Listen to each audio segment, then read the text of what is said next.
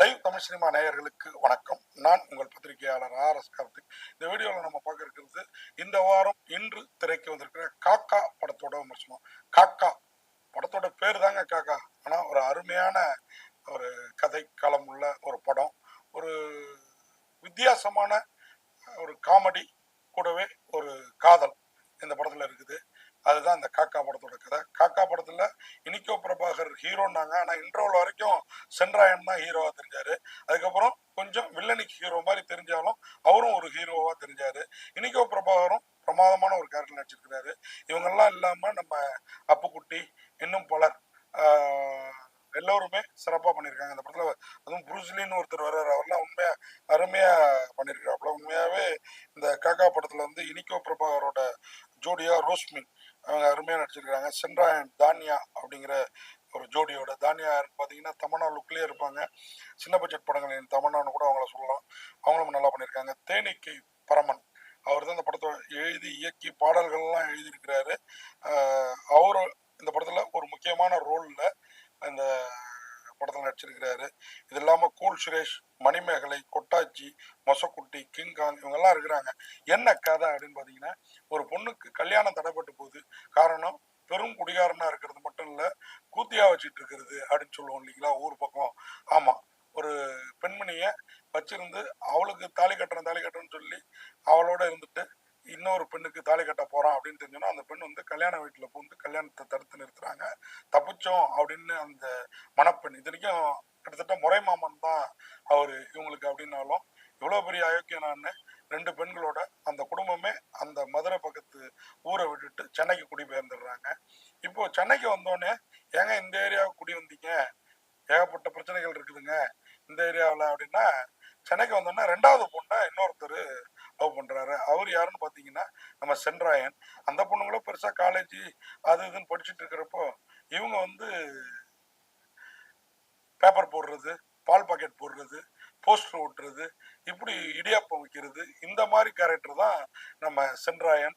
அவரை நம்பி கூட சுத்துற கேரக்டர்கள் தான் அப்புக்குட்டி, இந்த புரூஸ்லி இவங்கெல்லாம். இவங்கள நம்பி எப்படா பொண்ணு தர்றது அப்படிங்கிற லெவல்ல நமக்கே தோணுது. ஆனா அந்த அழகான பெண், அதாவது சின்ன பட்ஜெட் படங்கள் தமன்னா, அவங்க என்ன பண்றாங்க, எப்படியாவது இவனை அவாய்ட் பண்ணோம், அதை டக்குன்னு அவாய்ட் பண்ணா அவன் புரிஞ்சிக்கவே மாட்டான் போல் இருக்கு அப்படின்னு சொல்லிட்டு அவருடைய காதலை தெரிவிச்சோன்னே, இந்த மாதிரி என் அக்காவுக்கு ஒரு பிரச்சனை, அதனாலதான் நாங்க இந்த ஊருக்கே வந்திருக்கிறோம். அப்போ உன் அக்காவுக்கு கல்யாணம் ஆயிடுச்சுன்னா நீ என்ன கட்டிப்பியா அப்படின்னு கேட்கிறாப்புல. அதுக்கு என்ன, நீ முதல்ல அதெல்லாம் உன்னால முடியாது, முடிஞ்சா பாரு அப்படின்னு சொல்றாங்க. அவர் என்னென்னமோ பைத்தியகாரத்தனமா சில ஐடியாக்களை பண்றாரு.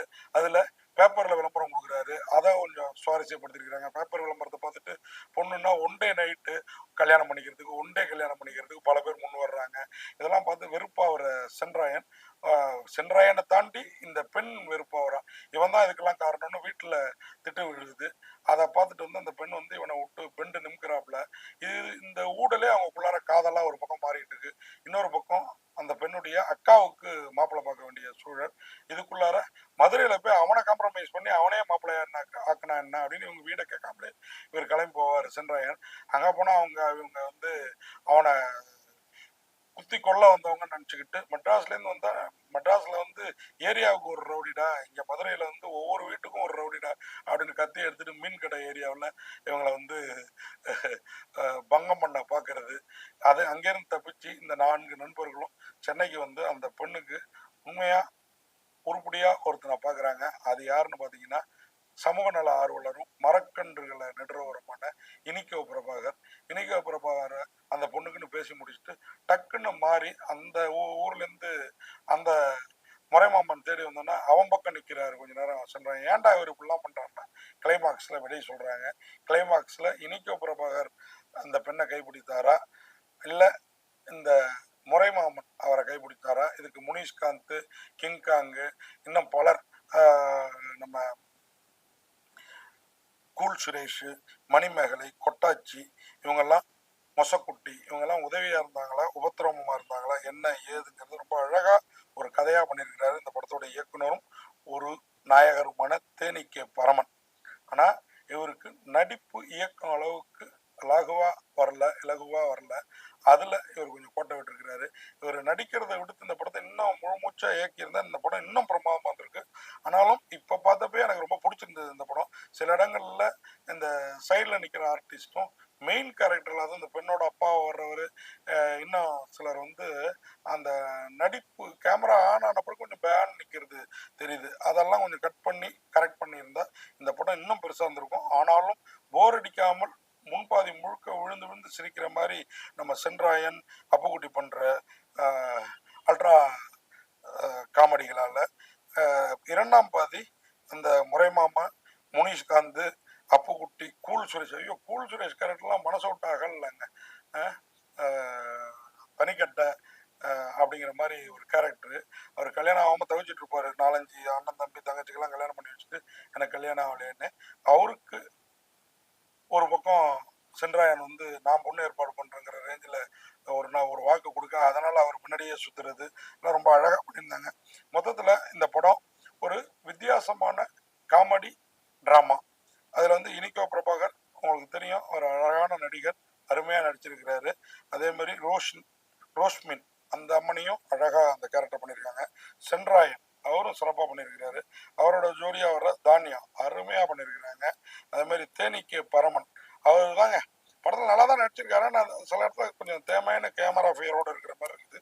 அதை தவிர்த்து இருந்திருக்கலாம். முனிஷ்காந்த், அப்புக்குட்டி, கூல் சுரேஷ். முனிஷ்காந்த் தான் இந்த முறைமாமன் தேனிக்கு பரமனுக்கு வந்து தன் தங்கையே ரிஹர்சலுக்கு அனுப்பி அது நிஜமாயி அவங்க 2 பேருக்கும் இடையில என்ன நடந்துச்சு அப்படிங்கிறதுலாம் ரொம்ப அழகா காமெடியா போயிருந்தது. அதான் மணிமேகலை கேரக்டர்.